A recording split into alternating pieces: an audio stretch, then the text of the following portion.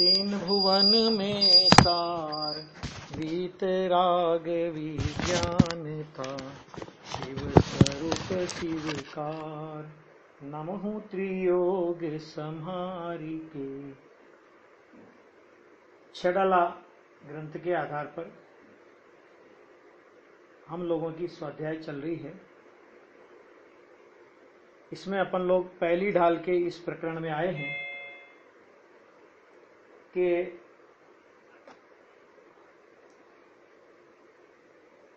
त्रस पर्याय की दुर्लभता किस तरह है तिर्यंच गति में और उसका दुख किस प्रकार का है, वो बात यहां पर अपनी चल रही है। अभी देखिए इसमें पहली ढाल का 5वां छंद है।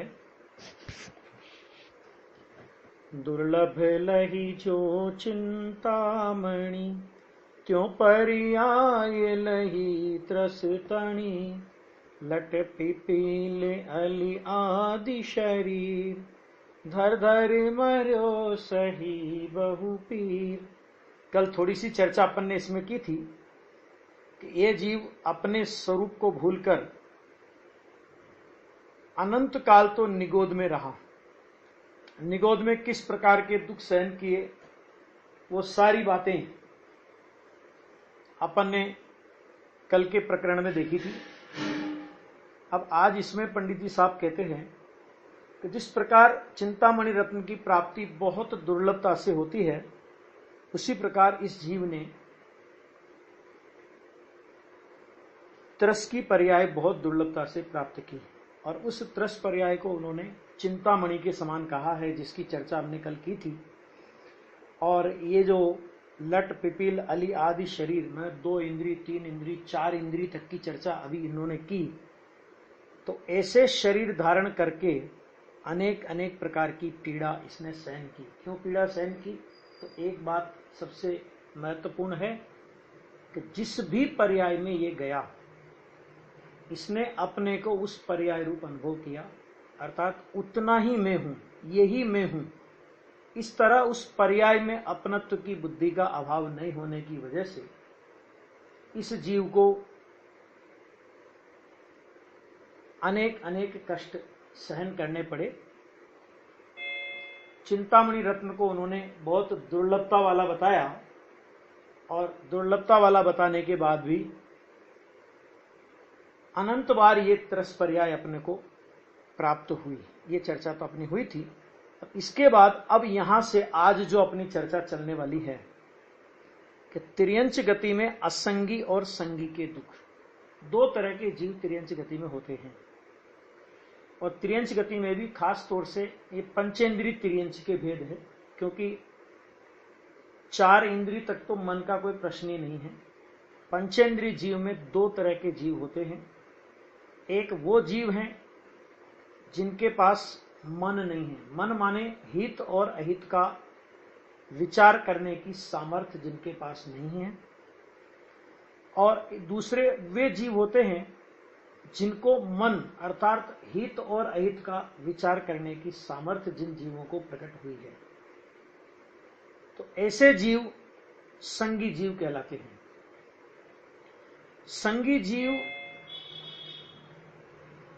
मन प्राप्त करने के बाद आत्महित का विचार करते ही हैं, ऐसी बात नहीं है। लेकिन अगर विचार करने की क्षमता किसी में है तो वो संगी पंचेंद्रिय जीवों में है। और सौभाग्य से अपन लोग ना तो तिर्यंच हैं और ना असंगी हैं। अपन लोग मनुष्य हैं। मनुष्य पर्याय को अपन ने प्राप्त किया है संयोग रूप में और आत्मा के हित और अहित का विचार करने की सामर्थ्य अपन लोग रखते हैं। यहाँ पर अभी तिर्यंच की बात करते हैं तो उन्होंने कहा, कबहू पंचेंद्रिय पशु भयो मन बिन निपट अज्ञानी थयो। सिंहादिक सेनी वे क्रूर निबल पशु हति खाए भूर। पंडित जी साहब यहाँ पे कह रहे हैं कि कभी यह जीव पंचेंद्रीय पशु भी हुआ। कबहू पंचेंद्रिय पशु भयो। इसका मतलब क्या हुआ कि कभी पंचेंद्रिय पशु हुआ।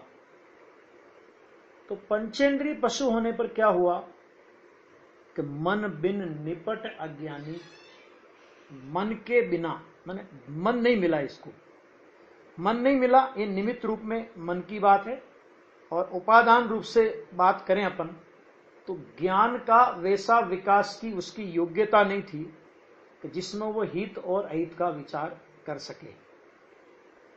और कदाचित संगी पंचेंद्रिय भी हो गया, माना मन से विचार करने की शक्ति भी हुई।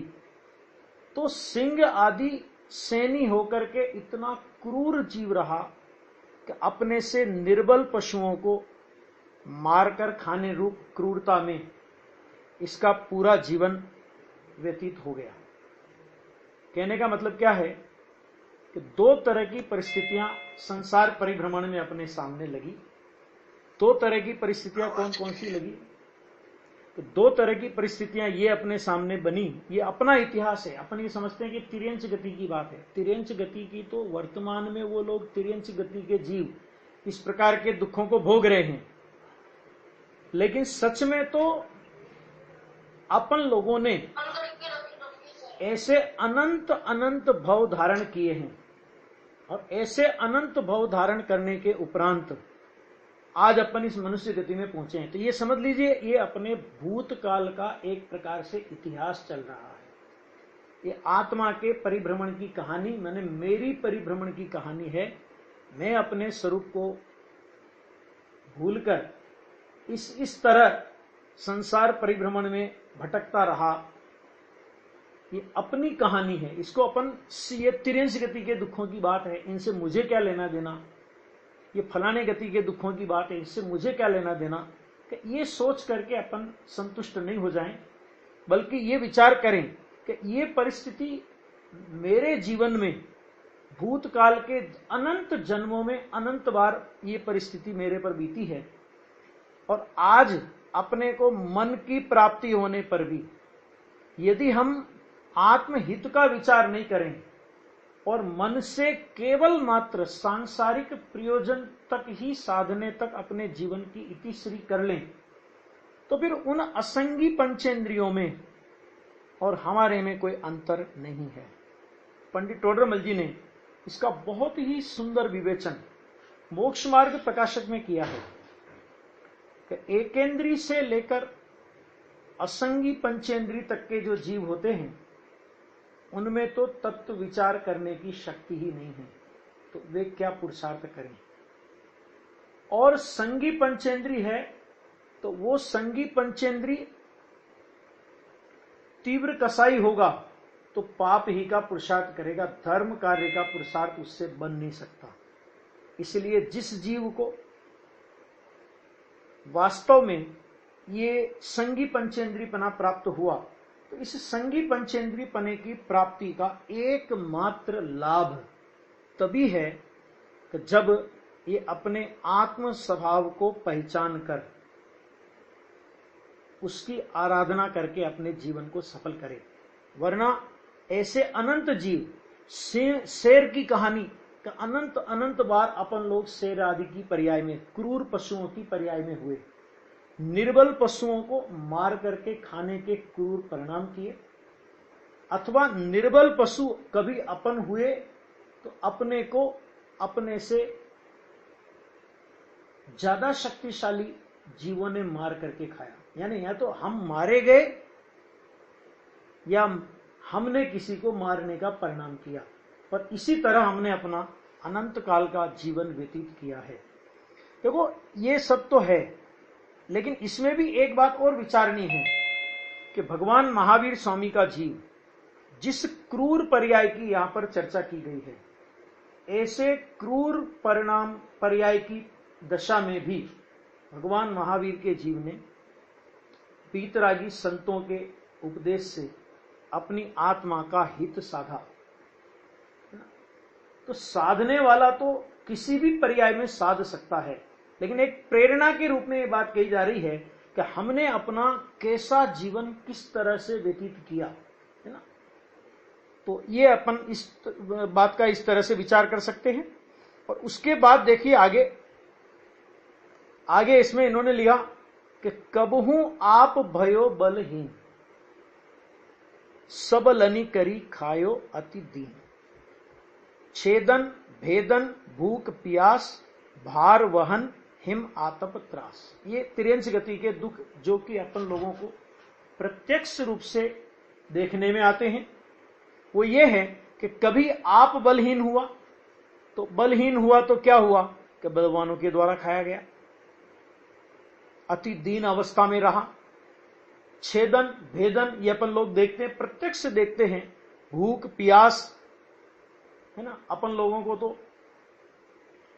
प्यास लगी हो और कोई पानी लाने में 10 मिनट की देरी कर दे तो अपन लोग चिल्ला पड़ते हैं, सबके सब कहां चले गए। लेकिन उस दशा को अपन याद करें। गुरुदेव श्री एक प्रेरणा देते हुए कहते हैं कि भाई उस दशा को तू याद कर कि जहां तू ऐसी ऐसी अवस्था में, भूख प्यास की ऐसी अवस्था में रहा, छेदन भेदन की ऐसी अवस्था में रहा, भार वहन मन इतना भार, कैपेसिटी हो 2 मन की और मालिक ने रख दिया 5 मन वजन सिर के ऊपर, कंधे के ऊपर उठा करके उसे ढोना पड़ा। ऐसी ऐसी अवस्था में अपन लोग अनेक बार पीड़ित हुए हैं। हिम आतप माने सर्दी और गर्मी का दुख। अपने को यहां सर्दी लगे तो अपन हीटर की व्यवस्था कर लेते हैं, गर्मी लगे तो अपन कूलर की और एसी की व्यवस्था कर लेते हैं। लेकिन तिर्यंच गति के उन जीवों की बात अपन देखें कि उनको कैसे कैसे परिस्थितियां सहन करनी पड़ती है।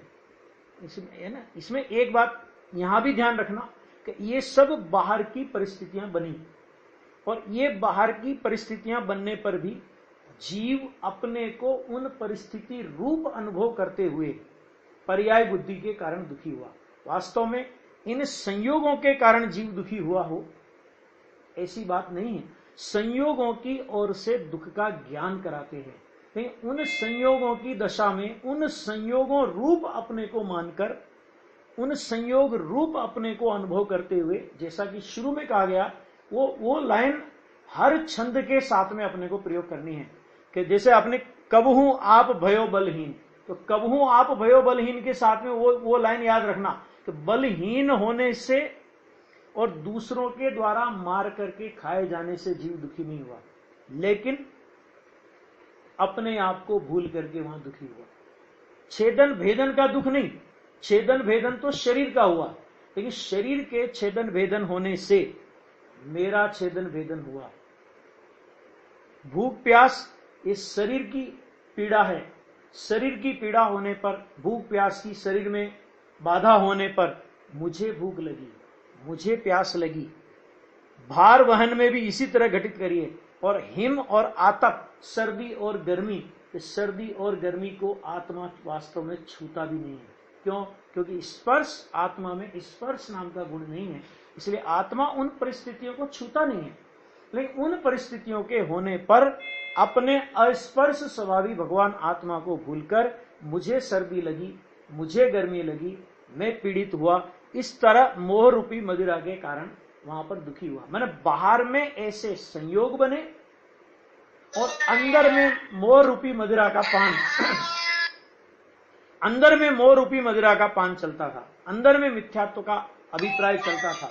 तो उस मिथ्यात्व के अभिप्राय की वजह से जीव वास्तव में वहां दुखी होता रहा। ये यहां पर लगाना चाहिए। आगे देखिए इसको, ये जो गतियों के दुख है ना, इनको अपन थोड़ा शीघ्रता से लेंगे और उसके बाद दूसरी ढाल पर जो विशेष वस्तु, विषय वस्तु है, उस पर अपने को विस्तार से चर्चा करेंगे। तिर्यंच गति में और भी दुख कैसे कैसे, देखो कैसी कैसी परिस्थितियां बनी कि बद बंधन आदिक दुख घने,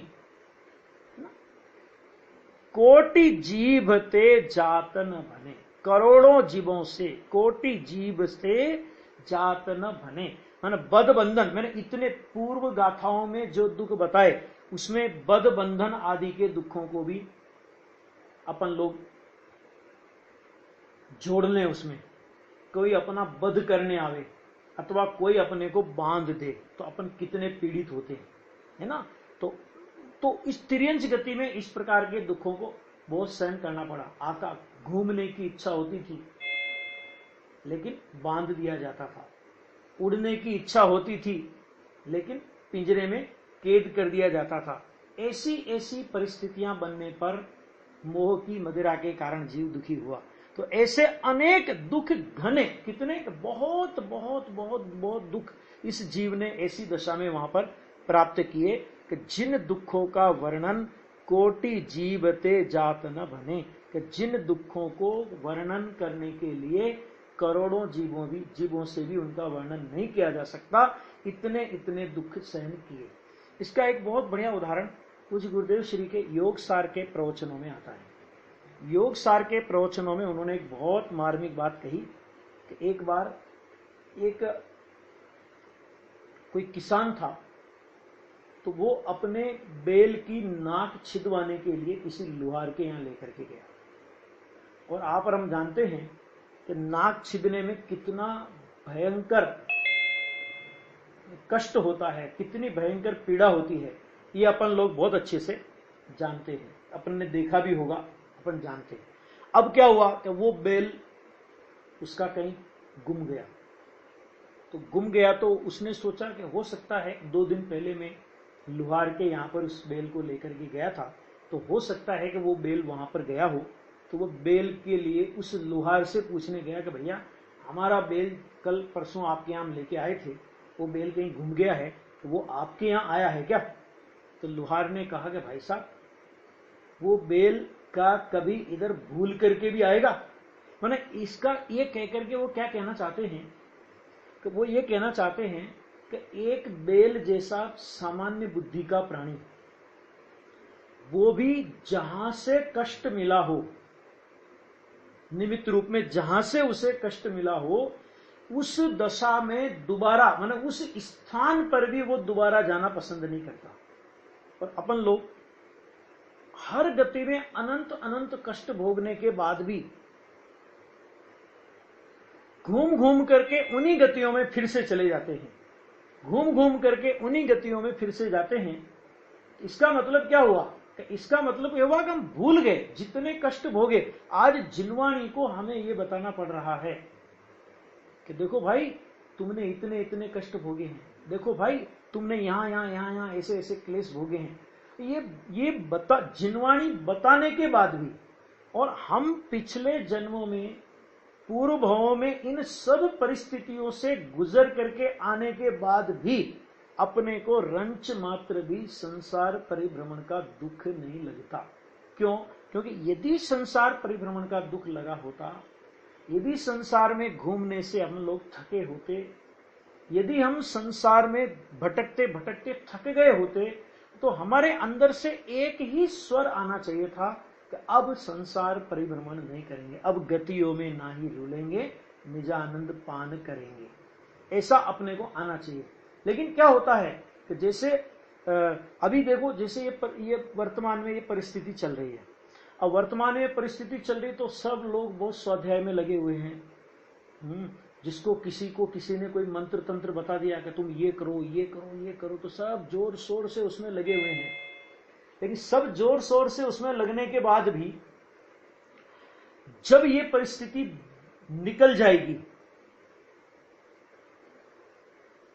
थोड़ा समय इसमें निकल जाएगा, तो वापस क्या होगा? तो वापस सब उसी गोरख धंधे में लग जाने वाले। ये घटना मैं आपको इसलिए बता रहा हूं कि देखो, एक परिस्थिति बनी थी कुछ समय पहले,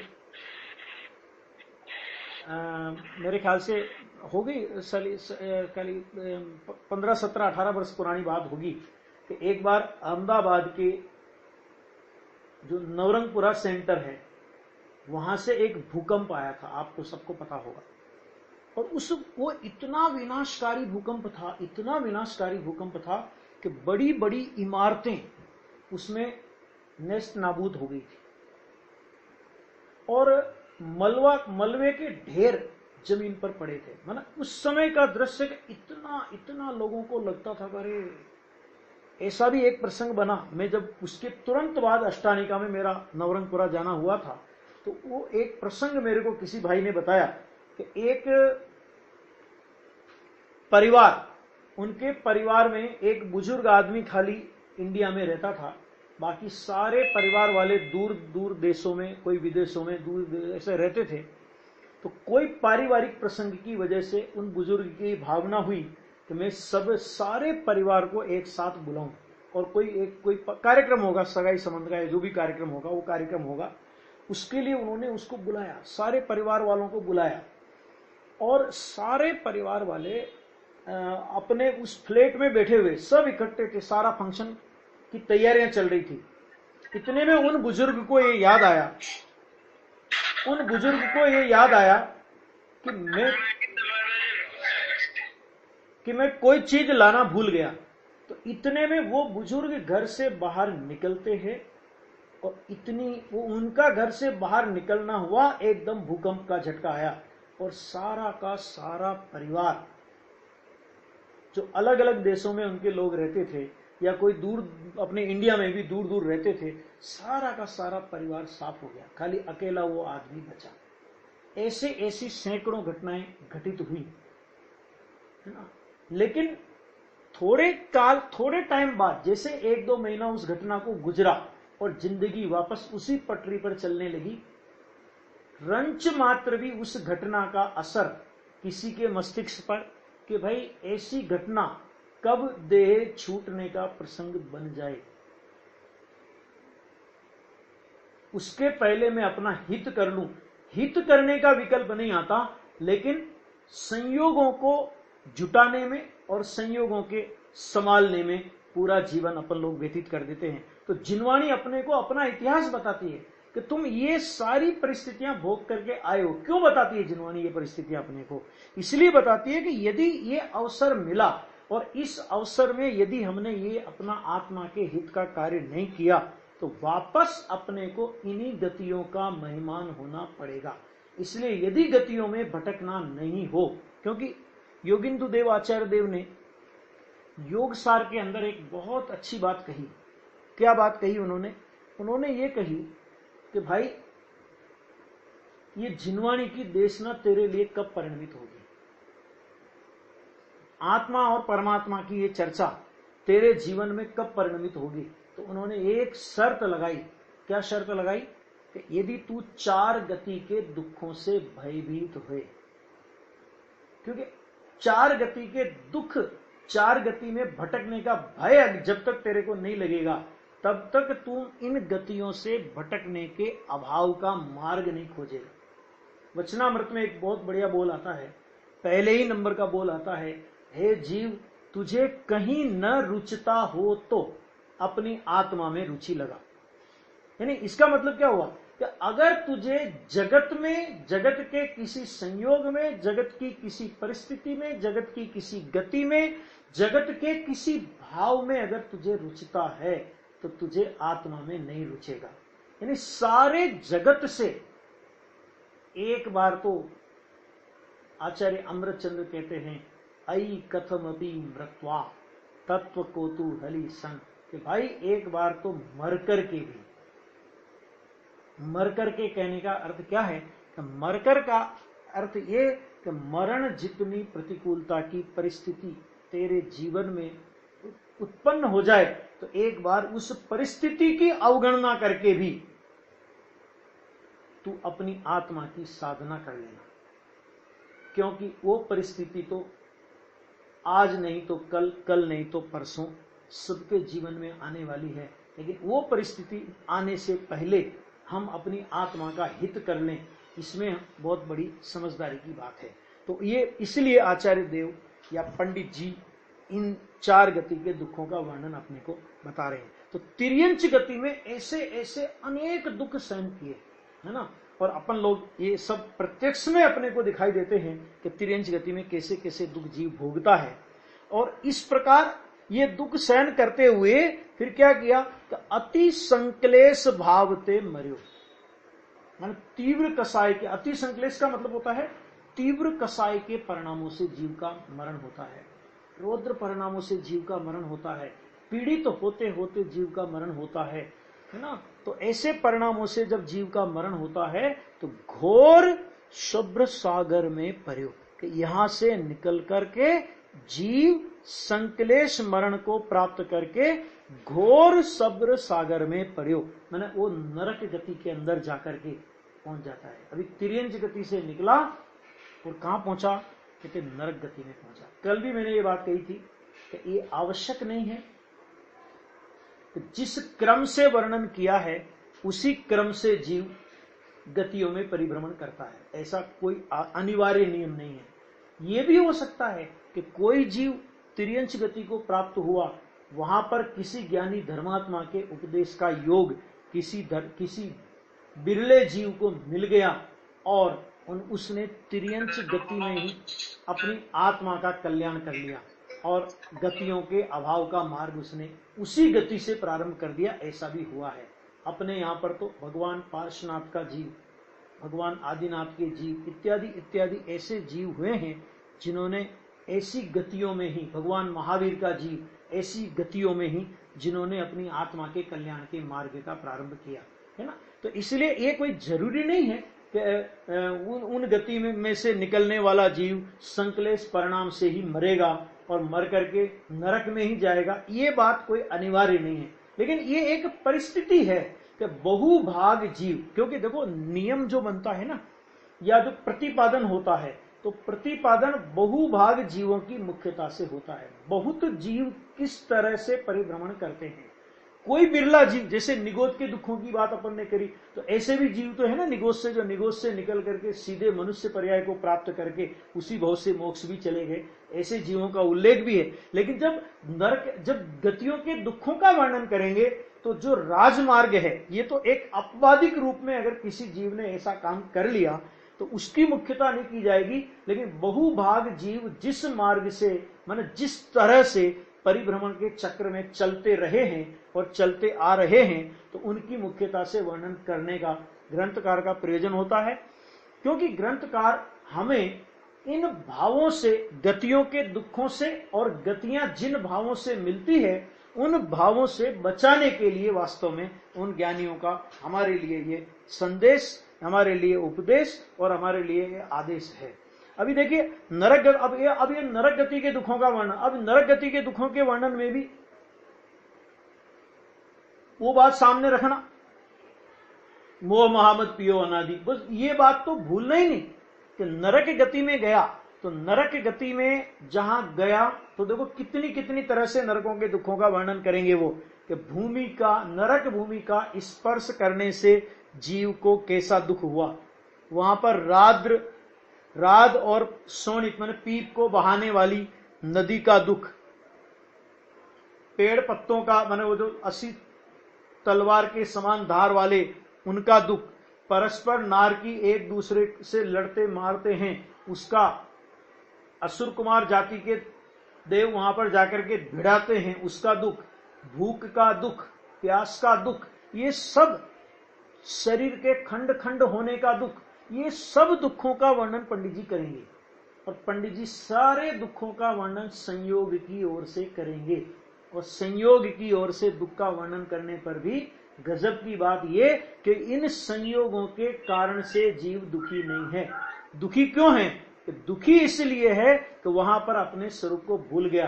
नहीं तो जिन पंडित जी साहब ने नरक गति के इन दुखों का वर्णन किया है, उन्हीं पंडित जी साहब ने एक भजन भी लिखा है जिसमें ये लिखा, चिन मूरत द्रगधारी की मोहे रीति लगत है अटापटी, बाहर नार की कृत दुख भोगे अंतर सुख रस घटा घटी। मतलब वही परिस्थितियां, जो परिस्थितियों में सारे नारकी रहते हैं, उन्हीं परिस्थितियों में कोई जीव सम्यक दृष्टि नारकी वहां पर हो।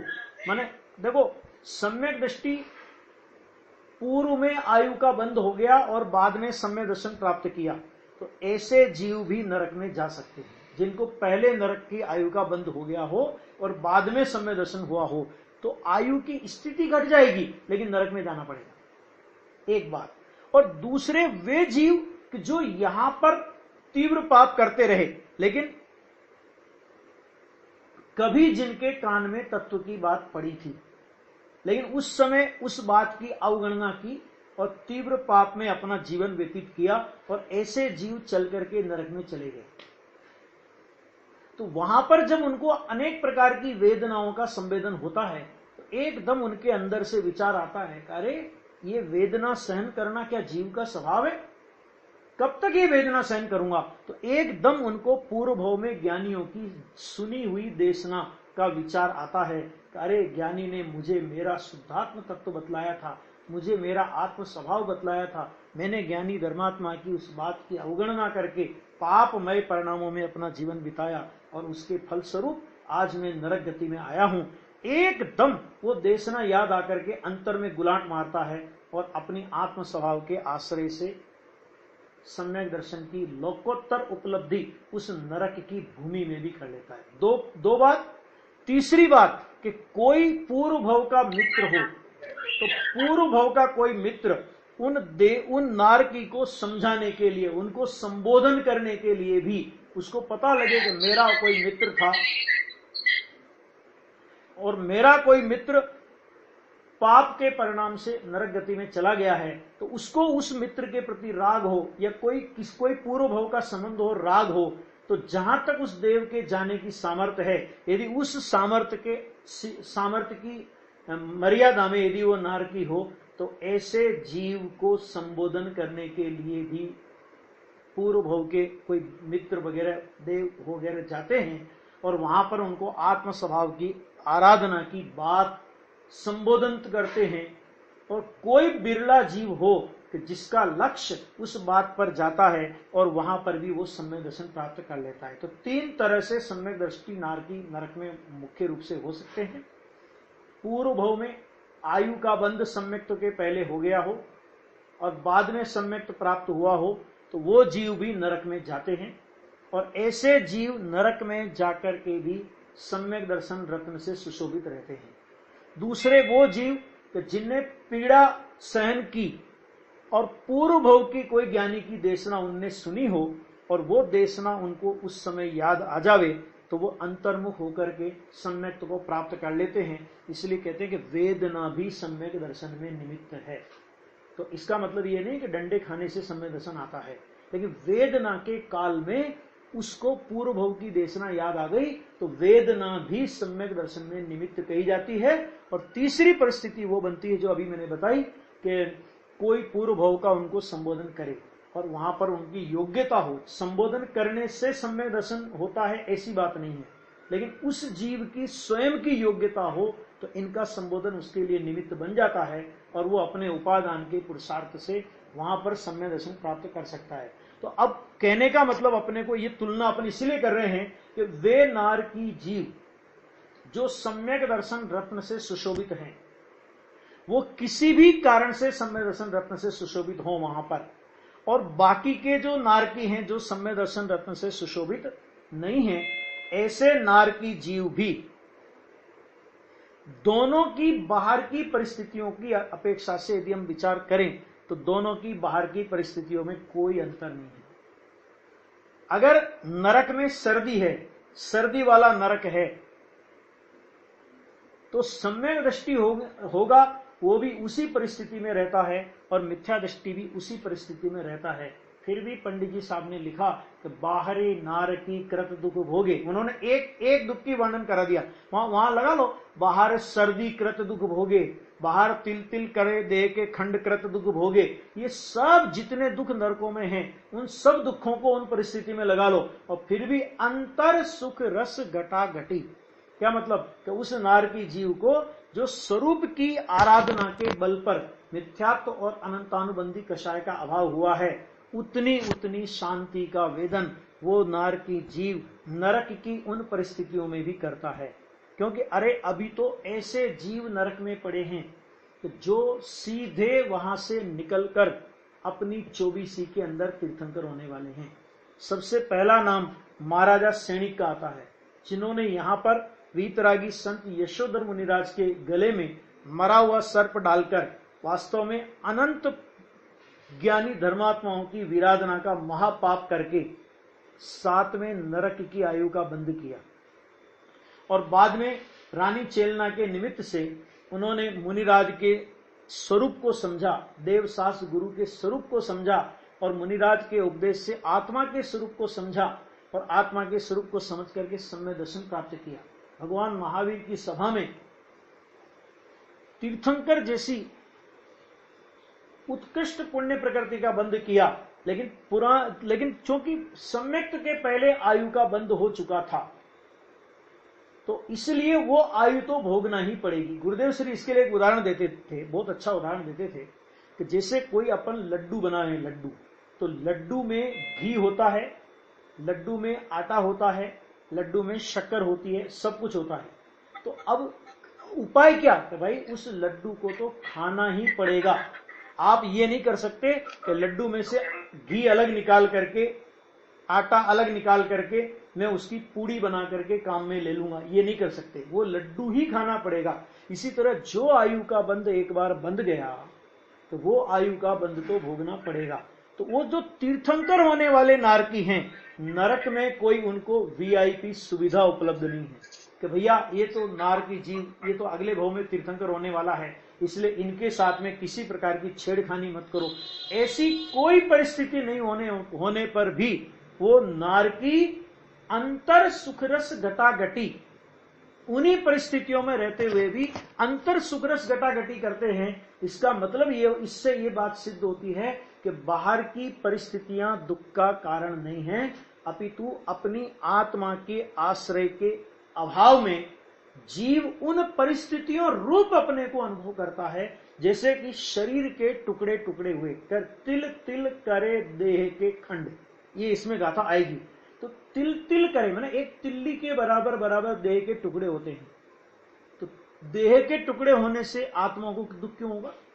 तो आत्मा को दुख इस बात का है कि टुकड़े हुए शरीर के और मानता है मेरे टुकड़े हुए, है ना। तो इन परिस्थितियों के साथ में जो आत्मभाव करता है, इन परिस्थितियों के साथ में जो अपनत्व का अभिप्राय करता है, तो वो जीव नरक के अंदर दुखी होता है। और जो इन परिस्थितियों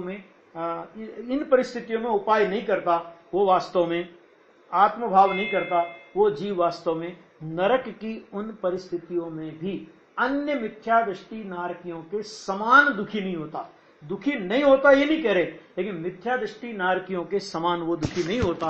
तो इस दृष्टिकोण से अपने को ये नरक गति आदि सभी दुखों का वर्णन समझना पड़ेगा कि जिसमें ये बात कही जा रही है।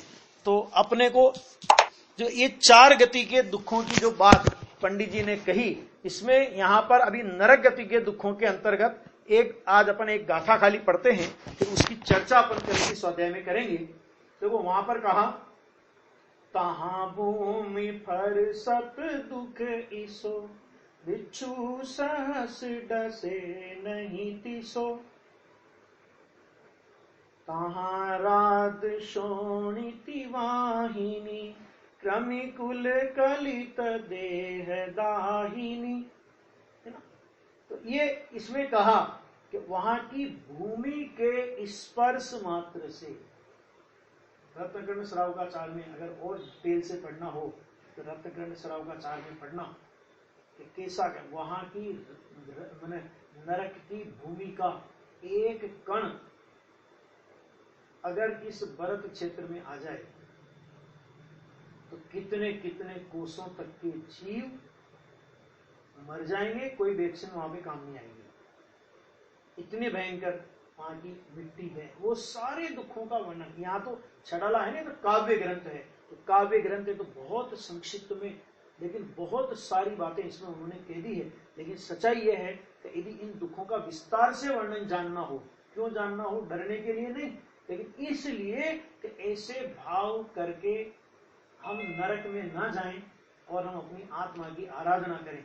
इसलिए इन दुखों के वर्णन को जानना आवश्यक है। और इन परिस्थितियों में क्योंकि इन परिस्थितियों को नरक में रहने वाला जीव बदल नहीं सकता, परिस्थितियां ये रहेंगी, लेकिन उन परिस्थितियों से हटकर अपनी मनस्थिति को बदलकर वो जीव अपनी आत्मा का हित कर सकता है। तो वो जीव तो वहां हित करेगा, लेकिन अपने को तो यहां पर भी हित का अवसर है। और अपने को तो ये पता कि क्या क्या दुख किस किस भाव से कौन कौन सी गति में जाना पड़ता है। तो इन गतियों से बचने के लिए जिस आत्म स्वभाव में गति नहीं, जिस आत्म स्वभाव में गति जिस भाव से मिलती है कि वो भाव जिस आत्म स्वभाव में नहीं है, हम उस आत्म स्वभाव की आराधना के प्रति संलग्न हो जाएं। यही इस छह डाला की इस चार गति के दुखों के वर्णन का एकमात्र उद्देश्य है। हम सभी छह डाला में प्रतिपादित इन चार गति के दुखों को सुनकर समझकर, अगर हमें अपनी आत्मा पर रंच मात्र भी दया आती है, अगर हम अपनी आत्मा को संसार समुद्र में नहीं डुबोना चाहते, तो ऐसे भाव ना करें ये नास्ती। तो करे क्या कि एकमात्र जो अपना ध्रुव चैतन्य सत्ता है, उस ध्रुव चैतन्य सत्ता का अवलंबन, वही एकमात्र इन गति के दुखों से बचने का उपाय है।